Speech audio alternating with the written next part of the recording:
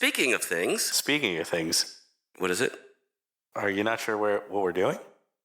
Tell them what it's about. It's going to be about some things. Oh. Okay, let's just roll the episode. Got it. And we're back, and we're speaking of things. This is Tim. This is Dave. All right, I hope you enjoyed the show. Talk to you later. Got nothing left in the tank. We just had a studio lunch. Studio lunch. Catered. Yep. Catered lunch. Catered by your wife. Yep. Yeah. Had some ham. And burgers. Same thing. In the burgers. And potatoes. Some pickles. Did you know? I don't think so. Fun fact about pickles. Whoa. They are just pickled cucumbers. Look at you. Yeah. Look at you. You must did like a research paper in college or something on that. How would you know that? I used to be a vegetarian. Can we talk about that for a second? Yeah. So when I met you, what did we say, 6 years? 6 years ago. If you're using the Gregorian calendar. Yeah, but if it's future times and you're listening to this, then the numbers are way off. Could be longer. And so, also, if you're listening in a country that uses metric. That's not how math works. So when I met you. Math does exactly work that way. Okay. So not my math. I don't subscribe to your math. Calendar math doesn't work that way. I have my own math. At the time, you were in the midst, correct me if I'm wrong, of dare I say experiment? An experiment, yeah.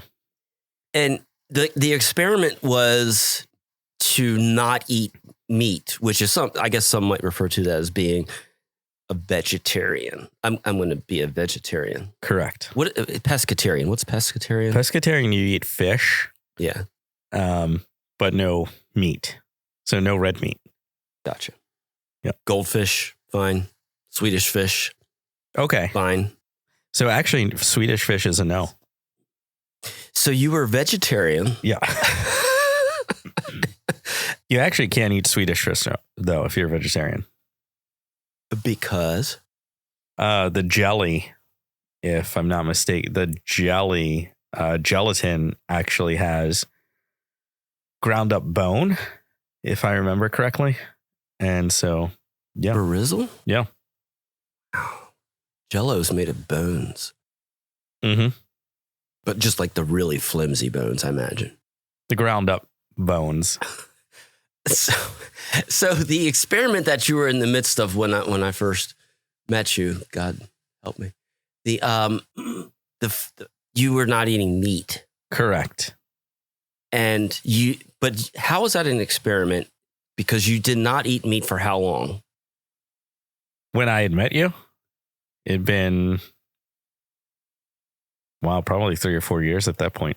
Okay. And then you continue said experiment. Until it ended. So probably five plus years? Yeah, or 5.5 years. Right. So that in your mind was an experiment. Yeah. And yeah, there are people who are listening who probably still don't know I'm now a meat eater.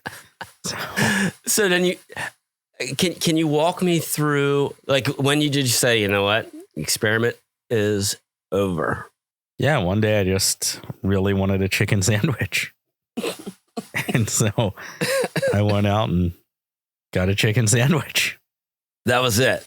That was it. How did you get into the experiment? So I had a friend who was a vegetarian and had been for a while, and I just didn't get it. And so I was like, I'm just going to try this for a year and see how it goes. And like 3 or 4 months in, I decided, yeah, this is for me. I'm not going to eat meat anymore.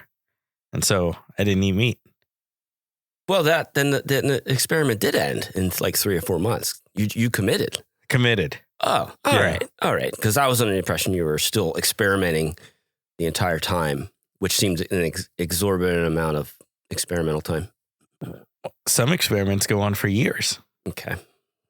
That didn't help the situation. Okay. I mean, I'm just saying it, the whole thing. So at 3 to 4 months, you're like, Hells yeah. Mm-hmm. I'm into these veggies. And you're like, hit me up with all the veggies, man. Yeah. I don't know if you actually said that or not. It feels like something a vegetarian might say.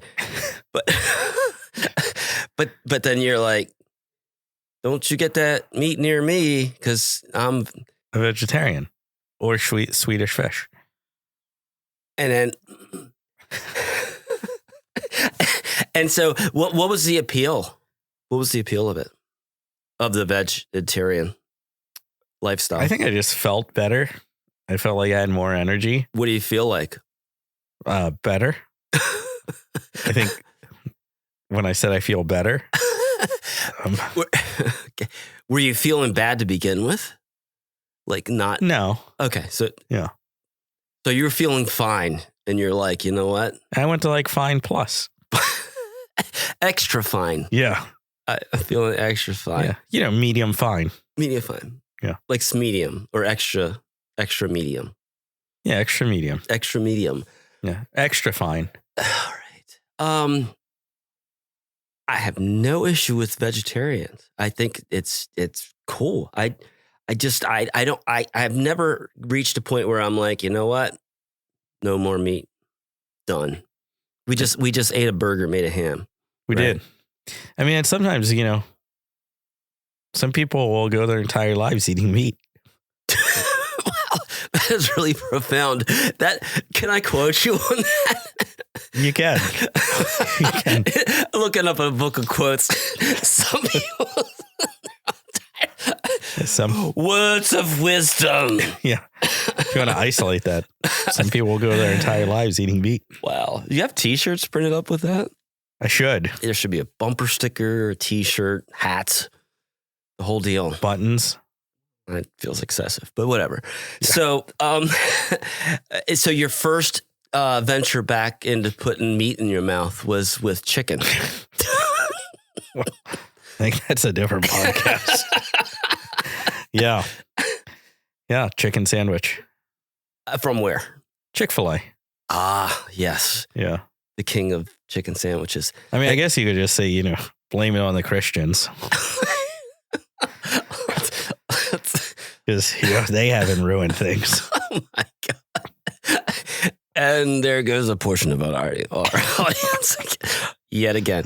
But half of nothing is still nothing in terms of audience. So the Chick-fil-A sandwich magic comes from what do they do? Do you know? To make the sandwich? The secret to the awesomeness of that chicken sandwich. I think consistency. Wrong. The pickle brine. Pickle brine. Boom. They put the chicken in pickle brine? Welcome to 2023. And yes, there's a pickle brine that occurs in this chicken process. I've never heard this before. You can ask the Google. You can ask Chat GPT if you like. But so like if you want to try to make it at home, there's plenty of people that show you the recipes for like fast food recipes. No. Did you say no? No, I said yeah. Oh, it sounded like no. So I didn't try this because I think it would be a stupid thing to try because you can go to Chick-fil-A and get their sandwich. Right. But someone I'm related to decided to try this. And since they were making the food, I decided to eat it. Yeah. And they got all the ingredients. And one of the main things was, hey, do we have pickles? Yeah. All right. Can I just use the juice, the brine? And that's, the look that you're giving me right now. That was the look that I gave the family relative. And they're like, yeah, because it's Chick-fil-A and pickle brine. And I'm like, that sounds made up. But actually, it wasn't. And then he did a fantastic job, lots and lots of effort, and resulted in a sandwich that didn't quite taste as good as Chick-fil-A. And I said, you know what? Why don't we go to Chick-fil-A? Did you know, I mean, you're speaking of pickle brine, pickle juice actually, from my understanding, is a great cure for hangovers. That sounds made up too. It's not. It's because all of the salt in there, it helps rehydrate your body. What? Yeah. Then why wouldn't you just eat some salt? This doesn't taste as good. You ever ate straight salt? It's pretty awful. How about Gatorade? Gatorade is like... Well, yeah. Well, yeah. I think a lot of potassium in Gatorade. And salt. I have no idea. So is this supposed to be like a hangover cure thing? What is happening? Yeah. I think you can... A lot of people, maybe not a lot of people. Actually, I've never met anyone who did this. Okay, so this is totally I've just read about it. Yeah, usually I just lay on the couch until the next day. That's my cure.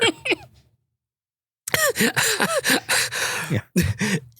You wait till you sober up and then begin drinking again. Yeah. This is the best way to do it. Hair of the dog. That's the term. Yeah, dog hair. I don't understand the term. You know what I mean? Hair of the dog? Yeah. Yeah. Why do they call it that? I don't know. There is an actual reason. We're going to ask the robot warlords. Hair of the dog meaning. You ready? Yes. You ready for this? Hair of the dog. An alcoholic drink taken to cure a hangover. That's not. That is what it is. Well, yeah, but I wanted maybe origin. How about origin? Where did the expression come from? A quirky English expression. Originally, the expression referred to a method of treating a rabid dog bite. Say what? Hair from the dog was placed in the wound. So in that sense, having another drink, any drink, is like taking hair from... Okay, that's just stupid. Wow. Yeah, there you go. It's just like the whole nursery rhymes. Those crazy, wacky British who would come up with those crazy nursery rhymes, and then you find out the origin of them, and you're like, that's just stupid. The plague. Do you think there'll be a nursery rhyme about COVID? You give it time. Yeah. I wonder how it would go. Well, it needs some sort of rhythm to it. You need probably a little character. You need a little character to it. Can I tell you? I'm going to tell you whether I can or not. When I was in grade school, K through 8. What year do you learn the nursery rhymes? I don't know. The little age years. Yeah, I've never owned a kid. I know. But you were a kid. Do you know your nursery rhymes? Any of them? Probably London Bridge. Yeah. Yeah. Are you tapped out after that? Pretty much. Yeah. Same. And I would have to we would get called back to the back of the classroom, and you're going to sit with Miss Davis, the helper, the teacher helper. Yeah. AKA not a teacher, somebody's parent. Yeah. Don't know what they're doing. Okay. So they just have a bunch of construction paper, different colored construction paper. I guess presumably to make the nursery rhymes more appealing to me. Didn't help. Okay. Little boy blue. And then she would look at me. Sat in a shoe. I'm looking at her like, yeah. Lived in a shoe. Nope. There was an old lady that lived in a shoe. Boom. Little boy blue. Is that the blow your horn guy? Come blow your horn. I don't know. Blow my horn. I don't know. But okay. I would go back there, and that was her teaching method. Little boy blue, and then she would stare at me uncomfortably, and I would stare back, and she would give me the look like, now you finish it. And I gave her the look that said, I don't know what you're talking about. Yeah. And even if I do at some point know what you're talking about, does it matter? Because it sounds like a stupid rhyme. Yeah. Because it turns out it was. Yeah, no, I can relate to that. Not for the nursery rhyme part, but similarly, like people feel like they say something and then you're going to get it. I remember misspelling words as a kid, and I still do today. Really? Thank goodness for autocorrect. Mm-hmm. But the teacher would then hand me a dictionary and be like, look up how to spell it. And like, I'm not sure you understand how spelling works. I was always fascinated by it. Because I need to know how to spell it. Well, sound it out. So I spent about 3 hours trying to find the word ghost in Merriam-Webster's dictionary. Yeah, they would tell you to sound it out. Where's the H sound in there? Yeah. Hey, look up how to spell pseudonym. Sound it out. So it's obviously an S. All right, here we go. Yeah. Guess what, Teach? It's ain't in this book. It ain't in this book. Yeah. You're not looking in the right section. It starts with P. It's a silent P. When I sounded it out, I didn't hear a silent P. Yeah. How do you look that up? Pseudonym. It's. I feel like that's teachers' way of just fucking with kids. I think so. Now, I went to Catholic school, so I had the Irish nuns. I went to Catholic school. Well, you don't have to brag about it. So, did you have Irish nuns? No, I think they're all Polish. Oh. Okay.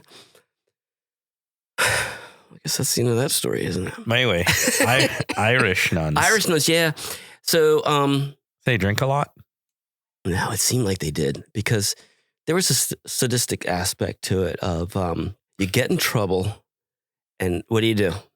They get the wood paddle, right? Listen, and the wood paddle has holes drilled in it. Oh yeah, for speed. Of a frown face. Yeah. And I'm thinking it didn't come like that. No. Right? So then I had a visual of Sister Claude or maybe Sister Paul. Sister Paul was all of about 4 foot nothing. But man, you didn't mess with Sister Paul. She came out with that freaking paddle. And due to the aerodynamics of the holes being drilled in it, all I could picture was late at night, like maybe by candlelight or something, Sister Paul with not a battery drill. This would have been plugged into 120 volts, just cranking away, just tearing this thing up in preparation for reprimanding, a fourth grader. Like maybe somebody like me who decided I'm going to steal everything in the classroom, including things I don't need. Actually, I'm going to steal everything I don't need.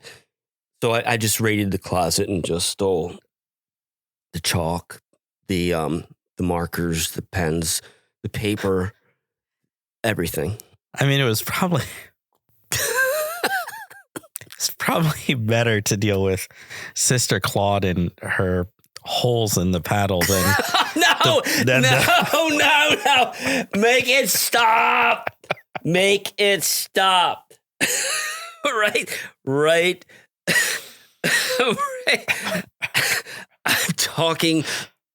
I'm talking about a wooden paddle. Let's stay focused. Well. So anyway, bringing it back to the paddle, there's actually, I just looked it up, but I remember several years ago, schools in Texas had started bringing back paddling. And just as recently as last year, there are more schools who are bringing back paddling. Here's one in Texas, the Three Rivers Independent School District. Independent. Yeah, has brought back paddling.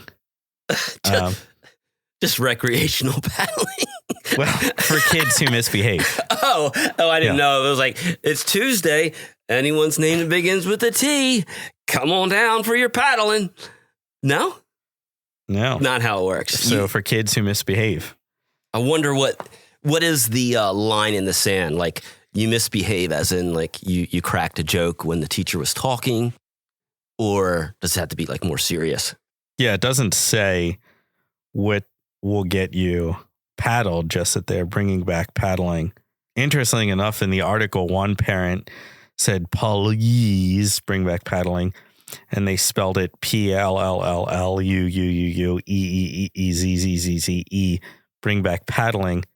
Don't think you're going to find that in the dictionary. You're not. No.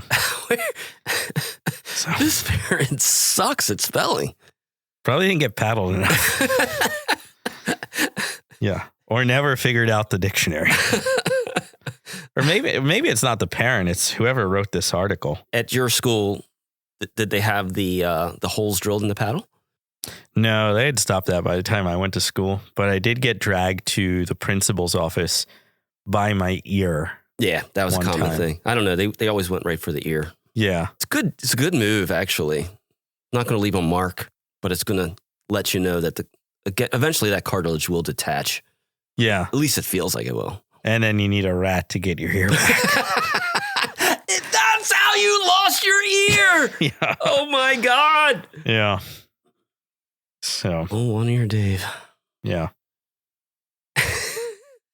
Wonder why they never drilled holes in rulers, because they used to smack your knuckles. Oh, but did they stack the rulers? I've never heard of the stacking of the rulers. Oh, yeah. You would just of course, they were all wooden rulers. Mm-hmm. You had that little metal on the side edge. They never did go for the metal, thank God. I think they probably figured out was the line. You can't cross that line. Probably going to amputate some fingers. So you take the flat side of the wooden ruler. I don't know how many you stack up. I guess it depends on how bad the kid was, but they would stack them up and then just wrap them with rubber bands.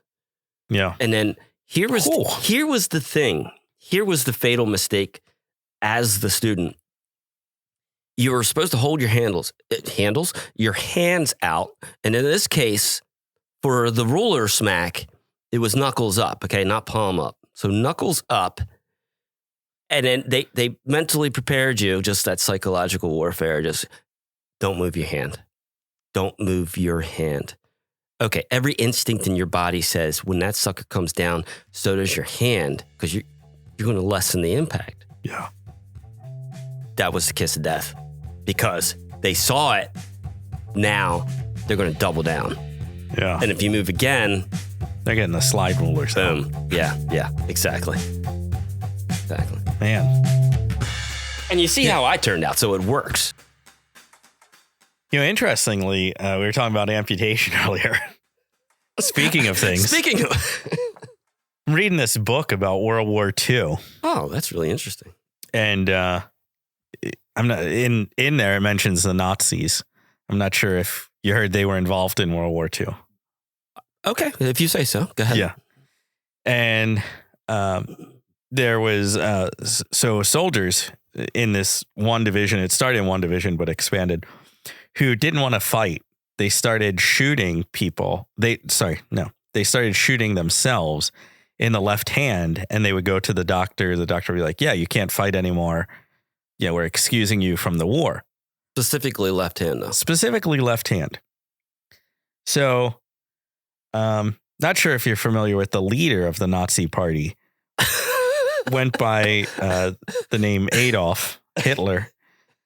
And he figured out what the soldiers were doing. And he told his field doctors, anyone who comes in who has been shot in the left hand, just finish your job, kill them, shoot them. They're done. They're not being excused from the army. They're worthless. Shoot them, kill them. Good guy. Hitler? No. I mean, I wouldn't want to be attributed with that quote. Ooh. Oh boy. Jeez. Oh God. God help us. So that's Shot themselves in the left hand. So then there, was a doctor who was a sympathizer and didn't want to follow Hitler's orders. And so when soldiers came in, they were shot in the left hand. He'd be like, look, I have two choices. I can kill you or I can save your life, but I'm going to amputate your left arm. And so he would amputate their arm and, then say the wound, whatever they came in wounded, he couldn't repair it. And then they would go home. He was just basically saying that the amputating the hand wasn't enough. Correct. So he said, you know what? Let's just play it safe. Yeah, taking the whole arm. Let's take that whole arm. That seems extreme, no? I feel like you're missing a part about how extreme Adolf Hitler was. Oh, that's right. That's right. He did have that reputation, as I understand it. He did. Yeah. He did. So I think, kind of like the worst person in history. I think you're. I mean, he's up there with the MVA Ask people. ChatGPT. Oh my God. There goes another portion of the audience. Okay, so damn. Yeah. Take the arm, save the life. Yeah. Wow, that sounds like a t-shirt. Take the arm, save a life. Yeah. You should. I'm going to copyright that. You should blueprint that. That's not how it works. I'm going to copyright that. I swear to God, if you say it, you'll owe me money. Why are you shooting your left hand? Because it's your non-dominant hand. I would assume that's why. Yeah. Okay. I guess it makes sense. I wonder how if you're going to, I'm asking you, you're in the Dubba 2 place. And, another fun fact. Yeah. U.S. back-to-back World War champions. Continue. Do you get like a giant belt like in WWE? Okay, never mind. I didn't. Okay. So what part of your hand are you going to shoot? There's not a lot of hand there. I know, but do you imagine hit the center portion? There's so many bones. Yeah. So many little bones. Don't you go for the bullets will find them. I know. That's the problem. I'm saying, why don't you do that fatty, meaty part between the thumb and the pointer finger? And you just go, you know what? Thumb. We can stitch that back together. It's the bones. Maybe some people did. I don't know. Yeah, I didn't fight. It was your story. It was. I thought you had the info. Well, I had the info about what happened and what the doctor did. I don't have the anatomically correct blueprint for shooting. I'm asking for that. Okay. You're gonna have to do some independent research. This episode was brought to you by our sponsors who sponsored this episode. On the next episode of Speaking of Things. I think I'm going to tell them that next time. They're like, mobile order? I'm like, nah, desktop. We got a deskie! We got a what? On the next episode of Speaking of Things. Speaking of Things is recorded live to a computer hard drive and edited for time. Special thanks to our production person for helping to cast the pod, our fact checkers for somewhat timely facts, our legal team for legal things which we are not permitted to discuss for legal reasons, and allowing us to make legal disclaimers to hopefully avoid any litigation. 11 Labs for AI voices. All voices of Tim and Dave are Tim and Dave, unless otherwise disclosed during the course of the pod production. Speaking of Things would not be possible without sounds coming from our faces or your good listening ears. Until next time, keep speaking of things. It's probably better to deal with Sister Claude and her holes in the paddle than... No! Make it stop! Make it stop!